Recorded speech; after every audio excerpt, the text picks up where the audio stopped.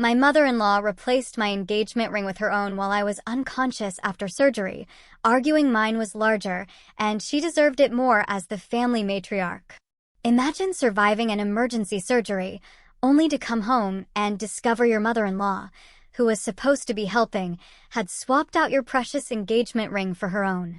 And when confronted, she looked me dead in the eye and said, "It's mine now. I earned it." What the hell happened next? So, Brian proposed 3 years ago, and it was a moment I'll never forget. He gave me his grandmother's ring, not his mom's side, but his dad's, from a grandmother who passed away before Brian was even born. This wasn't just any ring. It was a stunning 2.5-carat diamond from 1952, worth around $40,000. His dad had kept it in a safe for decades, just waiting for Brian to find the right person. My heart just melted when I saw it. It was so special. But here's where the trouble started. Brian's mom, Linda, had a much smaller ring, maybe half a carat, on a simple gold band. And man, did she make sure we all knew it. Every time we visited, she'd make these passive-aggressive comments. Oh, Brian's dad was just starting his business when we married, couldn't afford much. Or, I sacrificed so much for this family. The worst was, some women just get lucky with generous husbands, don't they? I'd catch her staring at my ring during dinners, her eyes just fixated. She'd even ask to see it up close, turning it in the light, sighing dramatically, then looking at her own ring with this incredibly sad, almost resentful expression. Brian would just tell me to ignore her, that his mom had always been overly dramatic about money. I tried, but it always made me so uncomfortable. Then, about 2 months ago, life threw me a curveball. Emergency appendectomy. I was in the hospital for 3 days, recovering. Brian, bless his heart, wanted to stay by my side the entire time. And Linda, his mom, volunteered to stay at our house to take care of our cats. We trusted her completely. She had our spare key, knew the alarm code. What could go wrong, right? When I finally came home, I was completely drained, still hazy from the pain meds. For 2 days, I didn't even notice anything. I was just focused on healing. But then I went to put my engagement ring back on, and my stomach dropped. It felt different. Lighter. The band was thinner. I looked closer, my heart pounding, and a wave of disbelief washed over me. This wasn't my ring. It was Linda's. Her small diamond, her worn gold band, even her inscription inside that read, "Forever yours." My blood ran cold. I woke Brian up immediately, my voice trembling. He tried to tell me I must be confused from the medication. But I knew my own ring. I'd worn it every single day for 3 years. I knew every angle of that diamond, every tiny detail of the setting. This wasn't it. We searched everywhere, every drawer, every surface, the safe where we kept important documents. Nothing. My ring was gone. Brian called his mom, trying to keep his voice steady, asking if she'd seen it while she was at the house. She played it perfectly. "No, honey, I haven't seen it." "Oh my goodness, are you sure?" "How awful." She even offered to come help us look. She arrived within an hour wearing gardening gloves. Gardening. In November. When it was 40 degrees outside. My suspicion alarm was blaring.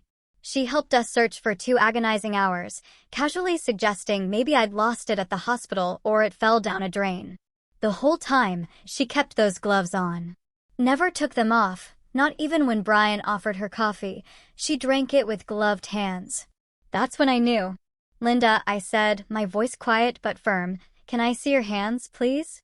She immediately got defensive. "Oh, they're dirty from gardening, dear." I asked again. "Please, Linda. Just show me your hands." She got angry then. "You're being ridiculous. The medication is making you paranoid. You should be focusing on finding your ring, not harassing me." Brian, bless his heart, was still trying to make sense of it all, but he backed me up. "Mom, just show her your hands to calm her down." She refused and tried to storm out. Brian, sensing the shift, blocked the door. That's when she really lost it. "You're holding me hostage." "I'll call the police," she shrieked. Brian just stood there, completely calm. "Great. Call them. We'll report the missing ring." And that was it. She finally, reluctantly, pulled off the gloves. And there it was. My ring. My grandmother-in-law's 2.5-carat diamond, glittering on her wrinkled hand. The diamond caught the light, throwing tiny rainbows on the wall, something I'd watched it do 1,000 times on my own hand. She immediately burst into tears, a theatrical display. I just wanted to try it on. I was planning to put it back. Then came the justifications. I deserve to wear it for a while after everything I've done for this family, raising Brian, supporting my husband's career, hosting every holiday for 30 years. The absolute kicker? You've only been around for 4 years. You haven't earned such a precious family heirloom yet. Brian stood frozen for a full minute, just staring at his mother's hand, at my ring on her finger. Then, his voice flat, dangerously calm, he said, "Give it back right now." She refused. Possession is 9/10 of the law. I've worn it for 2 weeks, so it's mine now. His grandmother would have wanted me to have it, not some girl Brian's only known for 4 years. She actually repeated that I hadn't earned it yet, that I needed to prove myself to the family first. That's when Brian lost it. He told her she had 1 minute to return the ring, or he was calling the police for theft. She actually laughed, a cold, condescending sound. No officer would arrest a mother for wearing family jewelry. So Brian did something I never, ever expected. He pulled his phone out of his pocket and started dialing 911 right there in our living room. His hand was visibly shaking, the phone trembling, but when he started talking, his voice came out completely steady and calm. He told the dispatcher there was a theft in progress at our address, that his mother had stolen a $40,000 ring and was refusing to return it. Linda's whole face changed in like 2 seconds. That smug, confident look vanished, replaced by genuine shock. Her mouth fell open, and she just stared at Brian like she couldn't believe what he was doing, like it had never even crossed her mind that her own son would call the cops on her. She started screaming, "You're betraying your family. I raised you better than this. Your grandmother would be so ashamed of you right now for choosing some girl you barely knew over your own mother." Brian didn't even look at her. He just kept talking to the dispatcher, repeating our address clearly, saying his mother had stolen property and was refusing to give it back. Linda got louder, her voice raw. "I gave birth to you. I sacrificed everything for you. This is how you repay me for 30 years of being your mother." I stood there, completely frozen, watching this unfold as if it were happening to someone else. Like this couldn't possibly be my actual life, where my future mother-in-law was getting reported to the police. The whole thing felt like some weird, awful dream where nothing made sense anymore. Suddenly, Linda stopped yelling and tried to walk past Brian, moving fast, like she thought she could just leave. Brian stepped sideways, blocking her path, still holding the phone to his ear. Calmly, he told her that leaving with stolen property would only make everything much worse for her. She tried to push past him, but he wouldn't budge. He just stood there, a silent, unyielding wall, while finishing up with the dispatcher. The police showed up in 15 minutes, which felt like both forever and way too fast at the same time. Officer Rosemary Duncan walked in first, a tall woman with her hair pulled back tight. She had us all sit in different rooms to give separate statements. I sat in the kitchen, my ears straining to hear Linda's voice, which was getting high and panicky, insisting this was just a family matter, that the police had no business getting involved in family jewelry discussions. When Officer Duncan came to talk to me, she had a kind, but firm, demeanor. I explained everything, the surgery, coming home, discovering my ring was gone, and then finding Linda wearing it. Officer Duncan wrote everything down and even took photos of Linda's ring, the one I was still wearing, with "Forever Yours" inscribed inside. Then she went back to talk to Linda again. I heard her explaining that theft is theft, no matter who takes something. That family relationships don't change the law. Linda, of course, launched into her whole speech again about deserving something beautiful after all her sacrifices, how she'd hosted every holiday, supported her husband's business, raised 2 sons, and earned the right to wear nice jewelry. Officer Duncan just nodded, took notes, and then asked Linda to remove the ring so she could photograph it. Linda took forever doing it, turning the ring on her finger, sighing, talking about how the diamond caught the light so perfectly, how she'd never owned anything this beautiful before. Finally, agonizingly slowly, she pulled it off and handed it to Officer Duncan, who took at least 10 photos from different angles before giving it back to me. My hands started shaking the second I touched it, feeling the familiar weight of it again. Seeing my grandmother-in-law's diamond back where it belonged. The whole thing felt so surreal, holding this ring that had caused all this chaos, that had made Brian call the police on his own mother. Officer Duncan then asked if I wanted to press charges. I looked at Brian, who had come back into the room. His face was so pale, almost gray. But he nodded once, firm and sure. Yes, I told Officer Duncan. I want to press charges. That's when Linda got arrested for real. Officer Duncan pulled out handcuffs, told Linda to stand up and put her hands behind her back, reading her rights while Linda just stood there, completely stunned. Then Linda started screaming at Brian, her voice breaking. You're dead to me. I will never forgive this betrayal as long as I live. You're choosing a 4-year relationship over the woman who gave you life. She kept yelling as the officers walked her toward the door, her voice getting higher and more desperate. You'll regret this. Family is supposed to be forever. Brian just watched her go, his face completely blank, like he'd shut down inside. After the police car pulled away with Linda in the back, Brian walked to the couch and just sat down, staring at our blank TV screen. He didn't move for 20 minutes, just sat there, staring into nothing, while I sat next to him, clutching my ring. Neither of us could find any words for what had just happened. The whole thing felt so unreal, like we'd crossed into some alternate universe where mothers get arrested and families fall apart over jewelry. Then Brian's phone started ringing and didn't stop. It just kept buzzing over and over on the coffee table. I saw names flashing on the screen, his dad, his brother Nathaniel, his uncle Clyde, all calling back to back. Linda must have gotten her phone call at the police station and immediately started contacting everyone.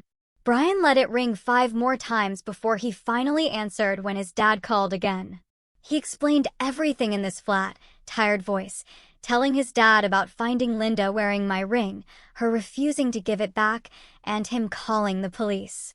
His voice cracked when he got to the part about the handcuffs, about watching his mom get arrested, and he had to stop talking for a second, fighting back tears. His dad didn't say anything for a long time. The silence stretched out so long I thought maybe the call had dropped. But then I heard his dad's voice say he was coming over right away. An hour later, Brian's dad pulled into our driveway. When he walked through the door, he looked like he'd aged 10 years in the past few hours. His face was gray, his shoulders slumped forward, like he was carrying something heavy on his back. He walked straight to me, took both my hands in his, and said he was so sorry for what Linda did, that he never thought she would do something like this. He kept shaking his head, repeating that he should have seen the signs, that Linda had always been jealous of other people, but he never, ever imagined it would lead to actual theft from family. We all sat down in the living room, and Brian's dad started talking about how Linda had been getting worse over the past few years. He said she was always comparing herself to other women in their social circle, complaining about how someone else had a bigger house or nicer jewelry or took better vacations. He just thought it was her being unhappy, wanting more out of life, not that she would actually steal from family to get what she wanted. Brian sat there, listening to his dad describe his mom like she was a complete stranger, and I could see him processing that maybe his mom had been like this for a long time, and he just hadn't noticed the depth of it. His dad explained that Linda would come home from lunch with her friends and spend hours talking about what everyone else had that she didn't, making lists of things she deserved because she'd sacrificed so much for the family. He said he tried to buy her nice things to make her happy, but it was never enough. She always found someone who had something better. Then his dad said something that made my stomach drop all over again. He said that after Brian proposed to me with his grandmother's ring, Linda cried for 3 days straight. Not happy tears for her son, but upset tears because she wanted that ring for herself. She told Brian's dad that the ring should have gone to her, since she was the one who stayed with the family all these years, that she earned it more than some girl Brian just met. Brian's dad said he told Linda that was crazy, that his mother specifically wanted Brian to have the ring for his future wife. But Linda wouldn't let it go. She brought it up constantly for months after the proposal, saying it wasn't fair that I got such a beautiful ring when hers was so small. Brian looked sick hearing all this and asked his dad why he never mentioned any of it before. His dad said he thought Linda would get over it eventually, that she was just having a hard time with Brian growing up and moving on with his life. He never, ever thought she would actually do something about it. Then, Brian's dad offered to bail Linda out of jail. Brian said no. Immediately. He told his dad that Linda needed to face real consequences for once instead of everyone making excuses for her behavior and letting her get away with things. His dad looked hurt by that, but he didn't argue, just nodded slowly and said, "Maybe Brian's right." He admitted that he'd been enabling Linda's behavior for years, smoothing things over whenever she got upset or jealous, buying her things to make her happy instead of addressing the real problem. Brian's dad left around midnight, and Brian and I went to bed, but neither of us could sleep. We just lay there in the dark, staring at the ceiling, both of us trying to process what had happened. I kept thinking about Linda's face when Brian called the police, that look of total shock when she realized her son would actually hold her accountable for stealing. She genuinely believed that being his mother meant she could do whatever she wanted without consequences. Brian was awake too, and I could hear him breathing funny, like he was trying not to cry. The next morning, I texted my best friend, Oilia, and told her everything that happened. She came over within an hour, absolutely fuming on my behalf. She paced around our living room, saying she couldn't believe Linda actually stole my ring. She pointed out that Linda must have planned this for weeks, maybe even months.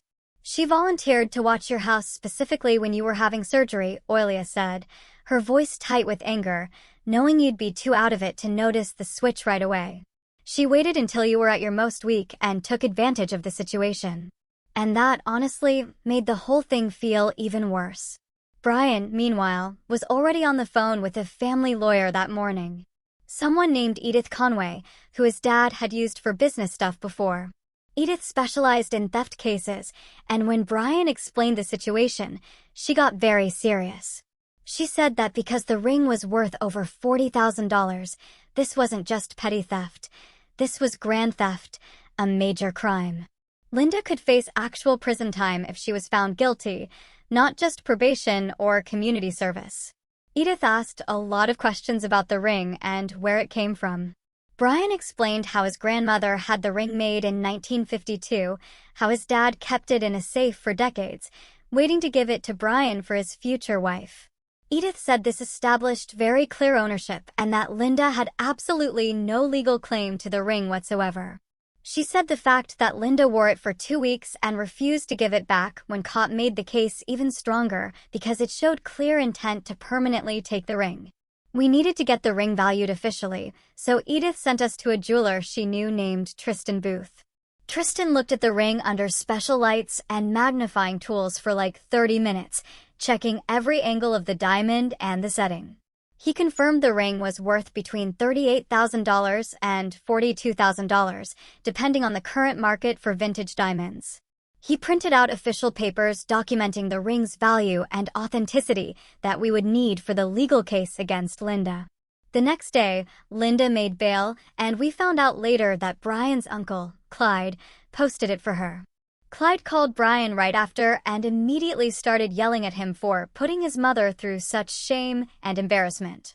Brian told his uncle that Linda embarrassed herself by stealing from his future wife and refusing to admit she did anything wrong. Clyde, of course, said Brian was being cruel and that family should forgive family no matter what. But Brian stood his ground, saying theft is theft, even when family does it. After that call, Brian's phone didn't stop ringing for hours. Family members kept calling and texting, a mix of reactions. Some supported Brian for holding Linda responsible, while others said he was being mean to his own mother over just a piece of jewelry. The ones who thought Brian was wrong kept trying to make him feel bad, saying Linda was going through a hard time and he should just drop the charges and let it go. Brian's cousin sent a long text about how family is supposed to stick together and how Brian was tearing everyone apart over something material. Another aunt called crying and begging Brian to think about what this was doing to the family, how everyone was fighting now because of him. But Brian stayed firm. He said Linda made her choice when she stole the ring and lied about it, and now she had to deal with the results of that choice. The next afternoon, Nathaniel, Brian's brother, showed up at our door without calling first. He looked tired, like he hadn't slept much, and asked if he could come in and talk. We sat in the living room, and Nathaniel stared at his hands for a minute before saying he always knew their mom had issues with jealousy, but he never thought she'd actually steal from me. He said watching her get arrested was one of the hardest things he'd ever seen. But he understood why Brian did it. Nathaniel told us he supported Brian's decision, even though it was ripping the family apart, because what Linda did was wrong and she needed to face real consequences. Brian looked so relieved to have his brother's support, and they hugged for a long time while I made coffee in the kitchen. Over the next few days, we started getting messages from other family members, and it became clear that Linda was running a full-blown campaign to make herself look like the victim. Brian's aunt called, saying Linda told her I manipulated Brian into calling the police. That Linda was just trying on the ring, and we completely overreacted. Another cousin posted on social media about family loyalty and how some people destroy families over material possessions, not naming us directly, but everyone knew who she meant. Some relatives actually believed Linda's version of events because she'd been in the family for decades, and I was still relatively new. My phone buzzed one morning with a message from someone named Dex, who I recognized as Brian's cousin from holiday gatherings. The message called me a gold digger who was destroying their family over money and said I should have just let Linda keep the ring if it meant that much to her. I felt physically sick reading it. This person who barely knew me, making these horrible assumptions about who I was. I showed Brian the message and his face went red with anger. He called Dex immediately, and I could hear him through the phone even though Brian didn't have it on speaker. Brian told Dex he had no idea what he was talking about, that his mother stole a $40,000 family heirloom and refused to return it, and if Dex thought that was acceptable behavior, then he was part of the problem. The call ended with Brian blocking Dex's number and sitting down heavily on the couch. We had a meeting with Edith the next day, and she spread out papers on her desk while we explained everything that was happening with the family drama. Edith told us to document absolutely everything. Every text message from family members, every social media post, every attempt by Linda to contact us or spread lies about what happened. She explained that Linda's behavior after the arrest would matter in court because it showed her character and whether she took responsibility for her actions. Edith had us start a shared document where we logged every interaction with timestamps and screenshots. 3 days later, I was home alone doing laundry when the doorbell rang. I looked through the peephole and my heart started pounding because there was a no-contact order and she wasn't supposed to be anywhere near our house. It was Linda. Linda rang the doorbell again and called through the door that she just wanted to apologize, that she needed to talk to Brian and make things right. I grabbed my phone and called Brian at work first, then called the police, all while Linda kept ringing the doorbell and knocking. The police arrived within 10 minutes, and I watched through the window as they talked to Linda on the porch. She was crying and gesturing toward the house, probably telling them she was just trying to apologize to her son. But the officer checked something on his radio and then, right there, put handcuffs on Linda on our front lawn. Our neighbor across the street was getting her mail and stopped to watch the whole thing. Linda was arrested again for violating the no-contact order, and this time, she didn't make bail right away. Edith called us that evening, sounding almost pleased, explaining that the second arrest was actually good for our case because it showed Linda couldn't control herself or respect legal boundaries. A week after the second arrest, Edith called to say Linda's lawyer had reached out about a possible plea deal. Linda would plead guilty to a lesser charge in exchange for probation and paying us back for legal fees and the cost of therapy. The public campaign against us stopped suddenly after that. No more social media posts or family members calling to yell at us. That night, I found Brian in our bedroom, sitting on the edge of the bed with his face in his hands. His shoulders were shaking, and I realized he was crying. I sat next to him and put my arm around him, and he said he felt like he'd destroyed his family, that his mom might go to prison because of him. I reminded him, my voice gentle but firm, that Linda destroyed the family when she stole from us and then refused to make it right, that he didn't cause this by holding her accountable. Brian said he knew that logically, but it still felt terrible watching his mom face these consequences. We decided to start seeing a therapist together because this whole situation was affecting both of us in ways we didn't fully understand.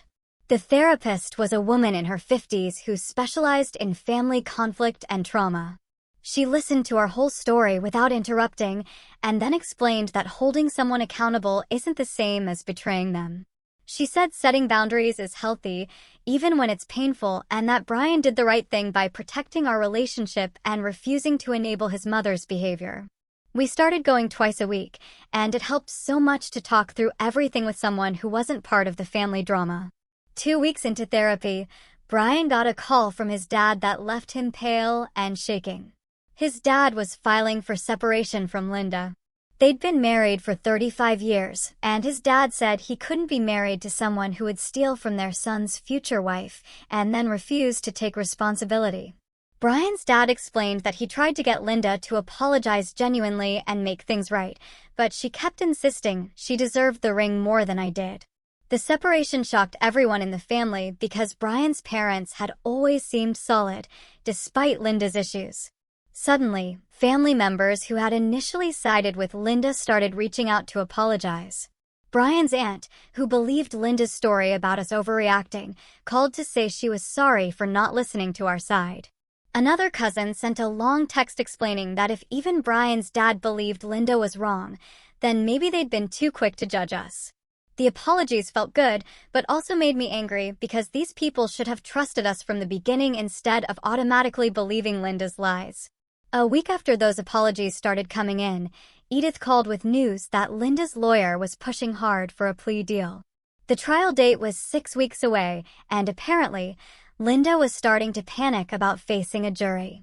Edith explained that Linda's lawyer had finally convinced her that 12 strangers weren't going to be sympathetic to a mother who stole a $40,000 ring from her son's fiancé while she was recovering from surgery.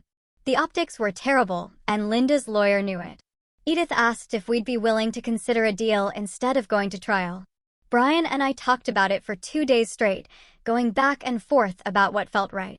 Part of me wanted to see Linda face a jury and hear them say she was guilty, to really see justice done. But another part just wanted this whole thing over so we could move on with our lives. We finally decided we'd consider a deal, but only if Linda met specific terms. She had to plead guilty to theft, no reduced charges. She had to accept full responsibility publicly, no more lies about what happened. She had to agree to stay away from us completely, no contact at all. And she had to pay for all our legal fees, plus the cost of therapy we'd been going to. Edith said those were reasonable terms, and she'd present them to Linda's lawyer. 2 days later, Edith called back, sounding frustrated. Linda had rejected our terms completely. She was still insisting she deserved the ring more than I did, that as the family matriarch, she should have the nicest jewelry. Her lawyer apparently told her she was living in a fantasy world and needed to accept reality or face prison time. But Linda wouldn't budge. She said she'd rather go to trial than admit she was completely wrong. Brian was quiet after that call ended, just sitting on the couch staring at nothing. I think part of him hoped his mom would take responsibility and we could find some way to move forward. But Linda was proving over and over that she simply couldn't admit fault. The trial date got closer and Edith started preparing our case, gathering all the documentation and evidence we'd need. Then, 2 weeks before trial, Edith called again. Linda had changed her mind. She was accepting all our terms. Her lawyer had apparently sat her down and explained exactly what prison would be like for a woman her age, and Linda finally broke. She agreed to plead guilty, to pay everything, to stay away from us. The only thing she tried to negotiate was the public apology, but her lawyer shut that down too. Part of the deal was that Linda had to write a letter to the extended family explaining what she did and apologizing. She had to admit she stole the ring and lied about it afterward. The letter arrived 3 days later, and it was the most bare minimum apology I'd ever seen. You could tell her lawyer wrote most of it because it used legal language and formal phrasing that Linda would never use herself. But it did say the important parts, that she took my engagement ring without permission while I was recovering from surgery, that she wore it for 2 weeks claiming it was hers, that she refused to return it when confronted, and that she lied to family members about what happened. The letter went out to everyone in Brian's extended family, and the responses started coming immediately. Brian's aunt called, crying and apologizing for believing Linda's version of events. 2 cousins sent long texts saying they should have trusted us from the beginning. Even Brian's uncle, Clyde, who'd posted bail for Linda, called to say he was sorry for enabling her behavior. It felt good to be believed finally, but also frustrating that it took a legal confession for people to trust us. The plea hearing was scheduled for a Thursday morning at 9 o'clock. Brian and I got there early and sat in the courtroom waiting, both of us nervous, even though we knew what was going to happen. Linda arrived with her lawyer, looking smaller somehow, like she'd shrunk in the past few months. She didn't look at us, just kept her eyes forward. The judge came in and everyone stood. Then Linda had to stand before the judge and state her plea. Guilty, she whispered, to theft in the 3rd degree. The judge asked her to explain what she did, and Linda had to say out loud that she stole my engagement ring while I was recovering from surgery and wore it for 2 weeks, claiming it was her own ring. Her voice was barely a whisper, but everyone in the courtroom heard it. The judge gave her 2 years probation, 200 hours of community service, and ordered her to pay restitution for our legal fees and therapy costs. It came out to about $15,000 total. Linda's face went red, but she nodded and signed the paperwork. After the hearing ended, Linda walked past us in the hallway without making eye contact. Her whole face was tight with anger and embarrassment. She looked like she wanted to say something, but her lawyer had his hand on her arm, gently steering her toward the exit. Brian watched her go, and I saw his face change, saw him processing something incredibly painful. Later that night, he told me he was grieving the mother he thought he had versus the person she actually turned out to be. He said he'd always known his mom could be difficult, but he never imagined she'd steal from us and then refuse to take responsibility until she was facing prison. 3 days after the hearing, Brian's dad called to say he'd finalized the separation and moved into his own apartment across town. He asked if he could come over to talk, and we said yes immediately. He showed up that evening looking tired, but also lighter somehow, like a huge weight had been lifted. He sat at our kitchen table and told us he should have stood up to Linda's entitled behavior years ago instead of making excuses for her. He said he'd enabled her by always smoothing things over and pretending her jealousy and manipulation were normal. Then he asked if he could still be part of our lives, even though Linda couldn't be. We told him, of course, he was welcome, that we didn't blame him for Linda's choices. He was his own person, and we loved him. He actually started crying when we said that, said he'd been worried we'd want nothing to do with anyone related to Linda. We started having dinner together once a week after that, just the 3 of us. Brian and his dad's relationship got stronger without Linda there, manipulating conversations and creating drama. They talked about things they'd never discussed before, real stuff about feelings and family, and what kind of father Brian's dad wanted to be going forward. It was healing for both of them. A few months after the plea hearing, I finally felt safe wearing my engagement ring again. It had been sitting in our safe since we got it back from Linda. And every time I thought about putting it on, I'd remember her wrinkled hand wearing it, her claiming it was hers, and it just felt wrong. But one morning, I woke up and decided I was done letting Linda take this from me. The ring was mine. It represented Brian's love and his grandmother's legacy. And Linda didn't get to ruin that. I put it on, and it felt right again. That afternoon, Oilia came over for coffee and noticed the ring on my finger. She suggested I get it professionally cleaned to symbolically cleanse it of the whole experience. I made an appointment that week, and when I picked up the ring afterward, sparkling and perfect, it felt like reclaiming something that had been stolen from me, not just the physical ring, but the joy and meaning it represented. A few weeks after getting the ring cleaned, Brian came home from work and sat me down at the kitchen table with this serious look on his face.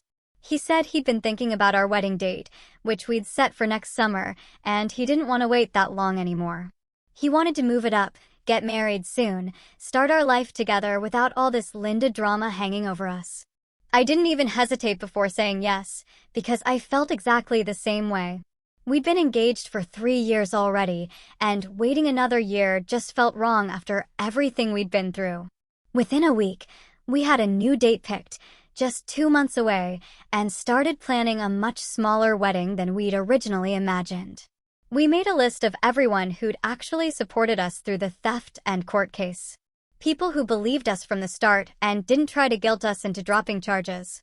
The final guest list had about 30 people on it, including Brian's dad, Nathaniel, Oilia, a few close friends, and the family members who'd stood by us. Brian's dad offered to walk me down the aisle, since my own father had passed away when I was in college. And when he asked, I actually started crying because it felt so right. He said he'd be honored to give me away to his son, that I was already the daughter he never had. We booked a small venue, ordered a simple cake, kept everything low-key, and focused on what actually mattered. 3 weeks before the wedding, Brian got a call from Linda's lawyer asking if she could attend the ceremony. The lawyer said Linda promised to behave herself, sit in the very back, not cause any scenes. She just wanted to watch her son get married. Brian didn't even pause to think about it before saying no. He told the lawyer that Linda lost the privilege of being at our wedding when she stole from us and refused to take responsibility until she was facing prison time. The lawyer tried to argue that Linda was still his mother, and this was a major life event, but Brian just said some actions have permanent consequences, and this was one of them. He hung up, and I asked if he was okay with that decision. He said he was completely sure that letting Linda come would just give her another opportunity to make the day about her drama instead of about us. The wedding day arrived, and it was perfect in every way that mattered. A small ceremony in a garden. Everyone who came actually wanted to be there and supported our relationship. No tension, no drama, no one whispering about family conflict in the corners. Nathaniel was Brian's best man and gave this incredible speech during the reception about how proud he was of his brother for standing up for what was right, even when it meant going against their mother. He said Brian had shown him what real integrity looked like, choosing honesty and respect over family pressure and guilt. Several people were crying by the end of it, including Brian's dad, who kept wiping his eyes with his napkin. Brian and I danced to our song, and I kept thinking about how this was exactly what our wedding should be, surrounded by people who genuinely loved us instead of people who came out of obligation. We left for our honeymoon the next morning, flying to a beach resort in Mexico where we could just disconnect from everything. Brian finally relaxed for the first time in months. I could see the tension leaving his shoulders as we sat on the beach watching the sunset that first evening. We talked about boundaries and how we'd handle family going forward. We agreed that Linda wouldn't be part of our lives unless she showed genuine change through actions, not just words. Brian said he was open to reconciliation someday if his mom actually took full responsibility and made real amends. But he wasn't going to hold his breath waiting for it. We decided that any future kids we had wouldn't know Linda unless she proved she could respect basic boundaries and treat people with honesty. It felt so good to make these decisions together, to know we were on the same page about protecting our family. When we got back from the honeymoon a week later, Brian's dad called within an hour of us landing to tell us Linda had violated her probation. She'd been calling and texting him constantly about the divorce, showing up at his apartment, leaving notes on his car, basically harassing him to take her back. He'd finally reported it to her probation officer, and now she had an additional 100 hours of community service, plus a warning that one more violation meant jail time. Brian's dad sounded exhausted on the phone, said he'd tried to be patient with her, but she couldn't seem to understand that her behavior was exactly why he was divorcing her in the first place. 2 weeks after that, Brian's dad officially filed all the divorce papers, made it clear he was done trying to work things out. He told us that Linda's continued inability to take responsibility for anything proved she hadn't learned a single thing from the court case or probation. Several family members who'd initially defended Linda and tried to get us to drop charges now openly supported the divorce, saying they had seen enough of her refusing to change or accept consequences. Brian's uncle, Clyde, who'd posted her bail, even apologized to us for not believing how serious the theft was at the time. 6 months after the whole theft happened, we were settling into married life and building our own traditions that didn't include Linda at all. We hosted Thanksgiving at our house with Brian's dad, Nathaniel, and a few friends. We made new recipes instead of Linda's usual dishes. We laughed and enjoyed ourselves without walking on eggshells. Brian still had moments where he'd get sad about losing his mom, usually late at night when he couldn't sleep. But he told me he also felt free in a way he never had before. He said he'd spent his whole life managing his mom's moods and expectations, always trying to keep her happy. And now he could just be himself without that constant pressure. Around month 7 of being married, I took 3 pregnancy tests in one morning because I couldn't believe they were all showing positive. Brian came home from work and I just handed him the tests without saying anything, watching his face go from confused to shocked to absolutely thrilled in about 5 seconds. We were both so excited about having a baby and started planning the nursery that same night. But we also had to make a really hard decision about Linda's involvement. We talked for hours about whether she should be allowed to be a grandmother to our child, going back and forth on giving her another chance. But ultimately, we decided that Linda had shown us exactly who she was through her actions: the theft, the lies, and the refusal to take responsibility. We couldn't trust her around our baby. Brian's dad would be Papa and be as involved as he wanted. But Linda had lost that privilege when she proved she couldn't respect basic boundaries or treat people honestly. It hurt to make that choice, but we both knew it was the right one. Linda found out about the pregnancy through family gossip about a month later, and within days, we got a letter from her, begging to be part of her grandchild's life. The letter went on for 3 pages about how she'd changed, how she understood now that what she did was wrong, how she wanted to make amends and be a good grandmother. But mixed in with all the apologies were these subtle digs at me, comments about how she hoped I'd be a good mother, despite my tendency to overreact, how she trusted Brian would make sure the baby knew their full family history, how some mistakes were blown out of proportion by people who didn't understand family dynamics. The letter proved she hadn't actually changed at all. She still couldn't take full responsibility without making excuses or shifting blame. Brian sat down that same night and wrote Linda a letter back, 2 pages explaining exactly what needed to happen for her to ever be part of our lives again. He told her she had to take full responsibility without any excuses or blame toward me or anyone else. She had to show through her actions, not just words, that she understood what she did was wrong and why it was wrong. He wrote that the door wasn't closed forever, but she had to do the real work of changing, and until then, she wouldn't be part of our family. He mailed it the next morning, and we didn't hear anything back from her. Over the next few months, we focused on getting ready for the baby and building our own family traditions that had nothing to do with Linda or her drama. Brian's dad came over every week to help us set up the nursery, painting the walls a soft yellow and assembling the crib. He got emotional when we showed him the ultrasound pictures, told us he was so excited to be a grandpa, and promised he'd be the kind of supportive family we deserved. We started new holiday traditions, too, hosting Thanksgiving again, but this time making completely different recipes, things we actually liked instead of Linda's usual dishes that nobody really enjoyed. My water broke 3 weeks before my due date, right in the middle of grocery shopping.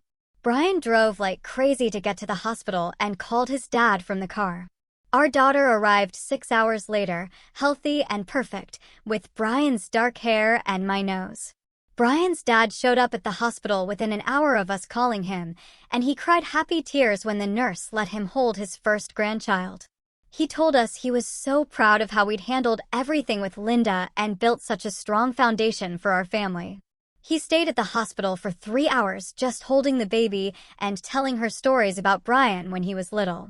2 days after we brought the baby home, a package arrived with Linda's return address. Nathaniel had apparently agreed to send it for her. We didn't even open it. We just wrote a note on the box, reminding her that gifts don't replace real change and taking responsibility for her actions. We drove it back to Nathaniel's house, and he understood immediately. He said he'd stopped trying to help Linda contact us. He held his niece for the first time that day and told us he supported our decision completely. The first year with our daughter went by so fast, filled with sleepless nights and first smiles and learning how to be parents. Brian's dad was there for everything. He came over twice a week to help out and brought meals when we were too tired to cook. Our daughter's first birthday party was at our house with about 20 people, all the family members who'd stood by us through everything with Linda. Brian's brother was there, Brian's dad, the cousins who'd supported us, my best friend and her family. It was joyful and completely drama-free. No walking on eggshells or managing anyone's feelings. Brian said something that day while we were cleaning up after everyone left, that this was what family should feel like, people who actually cared about each other instead of trying to control and manipulate. About 6 months after that, Brian's dad started dating someone he'd met at his book club. She was kind and treated everyone with respect. Never made demands or acted entitled to anything. We invited her to dinner after they'd been dating for 2 months, and she was wonderful with our daughter, patient and gentle. We were genuinely happy to see Brian's dad building a healthier relationship with someone who appreciated him. Through family gossip, we heard that Linda was still bitter about everything, telling anyone who'd listen that we'd stolen her grandchild from her. But fewer people believed her version of events anymore, and most family members had moved on from her drama. Even Brian's uncle, Clyde, who'd posted her bail, admitted to us at a family gathering that Linda needed to accept responsibility instead of playing the victim. 2 years after the whole theft situation, we decided to refinance our house to get a better interest rate. We used some of the equity to buy a proper safe for our valuable items, including my engagement ring when I wasn't wearing it. Brian joked while the installation guy was drilling it into our bedroom closet floor that we'd learned our lesson about trusting people with access to our home. The safe had a combination lock that only Brian and I knew, and we kept our important documents in there, too. Birth certificates and passports and the deed to the house. Our daughter started talking around 18 months, and one of her first words was Papa for Brian's dad. She called his girlfriend Mimi, which made the woman tear up the first time she heard it. They were both wonderful grandparent figures who showed up for every milestone, first steps and first words, and the first time she used the potty. This was the family we were building, based on actual respect and real love, instead of obligation or guilt. When our daughter was 2.5, Brian got promoted to senior manager at his company with a significant raise. We celebrated with his dad and Nathaniel at a nice restaurant downtown. And Brian said something during dinner that stuck with me. He said he felt like his life finally showed his real values instead of being controlled by his mother's expectations and drama. He looked genuinely happy in a way I'd never seen before, relaxed and confident without that constant tension he used to carry around his mom. A few months after that promotion celebration, we started talking seriously about having another baby while our daughter was still young enough to be close with a sibling. Brian brought it up one night after we put our daughter to bed, saying he wanted our kids to have each other the way he had Nathaniel growing up. We spent the next few weeks discussing logistics like childcare and finances. But one conversation kept coming up that we couldn't avoid. Our daughter would eventually ask about Brian's mom, why she never visited like Papa did, why there were no pictures of her at our house. We decided together that we'd tell age-appropriate truth when the time came, that sometimes people make choices that mean they can't be in our lives, and that's okay. Brian said he didn't want our kids growing up thinking they had to tolerate bad behavior from family just because of blood relation. I got pregnant again about 4 months later, and we were both excited, already imagining our daughter as a big sister. Around that same time, Linda's probation officially ended after 2 years of community service and staying away from us. Within a week of her probation ending, she started trying to contact Brian through social media, sending friend requests on every platform and messages through mutual family members asking him to talk to her. Brian blocked her on every single site without reading most of the messages. And when his Uncle Clyde called, asking him to give Linda another chance. Brian told him clearly that he was open to reconciliation someday if she genuinely changed and took real responsibility, but he wasn't holding his breath waiting for it. He said those exact words to me later that night, that he'd left the door open a crack, but Linda would have to do serious work to walk through it, and he doubted she ever would. Our second child arrived, healthy and perfect, another girl who looked just like Brian. And suddenly, our house was full of noise and toys and the beautiful chaos of 2 kids under 3. The years flew by faster than I could track, filled with sleepless nights and first steps and preschool drop-offs and family dinners with Brian's dad and his girlfriend, who eventually became his wife. 5 years after the whole theft situation, we looked around at our life and realized we were actually thriving in ways we never expected. Brian had advanced to director level at his company. I'd gotten promoted twice at my job, and our 2 daughters were happy and healthy with a tight-knit chosen family that included Papa and Mimi, Uncle Nathaniel and his wife, and all the relatives who'd stood by us through everything. The ring sat in our safe most days because I didn't wear it much anymore with 2 small kids who grabbed at everything. But sometimes I'd take it out and put it on for special occasions. And when I did, I'd remember how Brian chose our relationship over his mother's manipulation. That choice had built the foundation for everything good in our lives now. Life settled into a comfortable rhythm where we barely thought about Linda anymore, except when family occasionally brought her up at gatherings. We heard through the gossip chain that she was still bitter, still telling her version of events to anyone who'd listen. But fewer people believed her anymore, and most family members had moved on from her drama. We built exactly the kind of family we wanted, one where people treat each other with respect and face real consequences when they don't. Our kids were growing up watching healthy boundaries in action, seeing that love doesn't mean accepting bad behavior. This whole journey taught us so much about what family truly means. It's not just blood, it's about respect, honesty, and holding each other accountable. What about you? Have you ever had to draw a difficult line with a family member? How did it turn out? Tell me what you think in the comments below. I really want to hear your stories.